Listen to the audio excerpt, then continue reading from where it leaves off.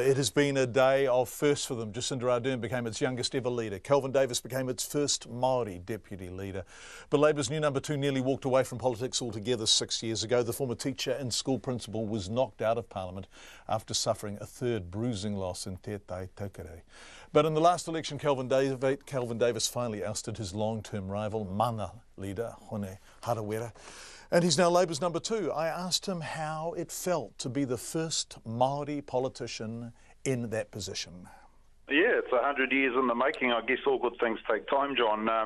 But look, it's a privilege to be in this position, and I'm really looking forward to supporting Jacinda Ardern, our new leader, in her role, and getting out there with her and making sure people see that we are a fresh team that's really prepared to take it to the government, and in 7 and a bit weeks become the new government. What's most important to you? What is the thing that you most, obviously setting aside that you want to be government, what is the thing you want to achieve? Yeah, look, you don't want to become government just for the sake of becoming government. But there are many things. Of course, there's Labour's bread and butter issues that we've been addressing for those 100 years around housing, education, health. And you know that I've got personal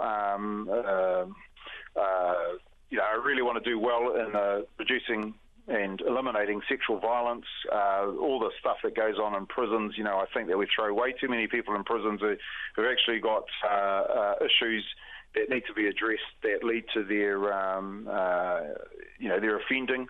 So there's a lot of work to be done, but right now the biggest thing that I'm hearing across Taitokerau, in fact all of us are hearing across the country, is the whole homelessness and getting more houses built and getting people out of their cars and off the streets and that into warm, dry homes. And it is a sad, sorry to interrupt, but it is a sad reality that the people who are most likely to suffer from poor housing, the people who are most likely to be represented in our very high imprisonment rate are Maori, right? Yeah, that's right. And as a Maori politician, you feel the weight of responsibility to turn that around. And that's why I got into politics, is to make things better for Māoridom. And I guess being the deputy leader and supporting Jacinda, it just gives me more opportunity to influence and to make sure that we do actually get in and do the hard work to make sure that people's lives are improved. And look, not just only for Māori. I mean, it's great that I'm Māori and I'm in this position, but Labour's here for all New Zealanders, and we've got to do it for the whole country. Okay, let's pick up on that. How do you talk to the people who have given up on not just the Labour Party, although they might be seen often as your natural constituency, but who have given up on politics full stop, the 40% of 18 to 24-year-olds who didn't vote? As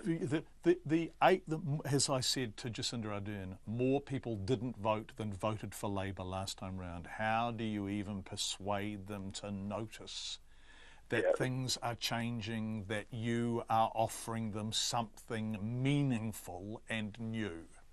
Yeah, visibility and cut through. I mean, we've got to be meeting people on their doorsteps and in the streets and in the pubs and RSAs. And we've just got to double and redouble our efforts to be there, meeting and greeting people and let them know that we care. That's the biggest thing.